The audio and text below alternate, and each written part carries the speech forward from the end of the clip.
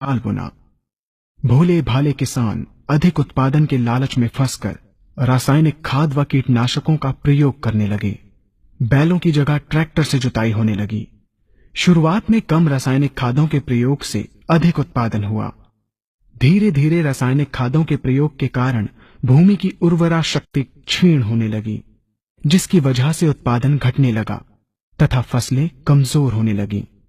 फसलों के कमजोर होने के कारण उनमें रोग व कीट लगने लगे। रोग व कीटों से फसल की सुरक्षा के लिए और अधिक कीटनाशकों का प्रयोग होने लगा।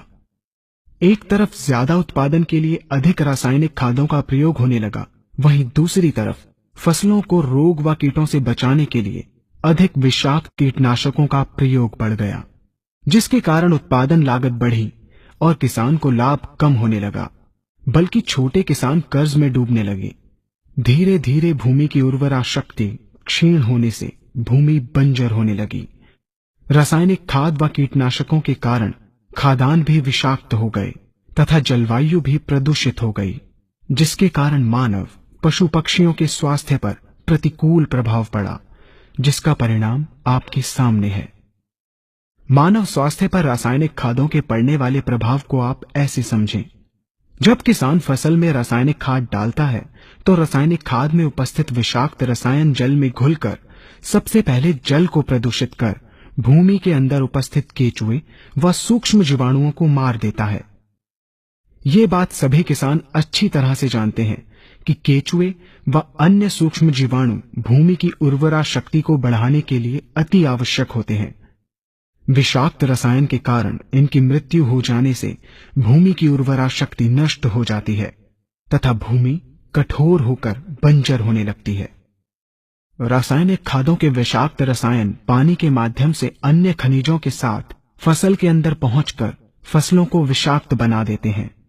बाद में जब खाद्यान्न के रूप में मनुष्य या अन्य पशु इन्हें खाते हैं तो ये विषाक्त रसायन मानव स्वास्थ्य पर बहुत ही बुरा प्रभाव डालते हैं तथा मनुष्य के अंदर तरह तरह के रोग उत्पन्न करते हैं। जब हम जैविक खाद का प्रयोग भूमि पर करते हैं तो जैविक खाद पानी में मिलकर पानी को प्रदूषित नहीं करती। जैविक खाद भूमि के अंदर उपस्थित उर्वरा शक्ति को बढ़ाने वाले जीवाणु तथा केचुओं की संख्या को तीव्रता से बढ़ाती है, जिससे भूमि की उर्वरा शक्ति बढ़ती है तथा भूमि छिद्र युक्त एवं भुरभुरी हो जाती है, जिससे वायु और प्रकाश भूमि के अंदर गहराई तक प्रवेश करते हैं, जिसके कारण भूमि में तापमान एवं आर्द्रता का संतुलन बना रहता है और फसलें मजबूत होती हैं। जैविक खाद में विद्यमान तत्व खाद्यान्न के माध्यम से मानव व पशु पक्षियों के शरीर में पहुंचकर स्वास्थ्य लाभ पहुंचाते हैं। जैविक खादों के प्रयोग से फसलें अच्छी और मजबूत होती हैं, जिसके कारण उन पर रोगों एवं कीटों का ज्यादा प्रभाव नहीं पड़ता। यदि किसी प्राकृतिक कारणवश कीटों व रोगों का प्रभाव अगर पड़ता भी है तो गौमूत्र एवं औषधीय वनस्पतियों के घोल के छिड़काव करने से फसलों को रोग एवं कीटों से बचाया जा सकता है।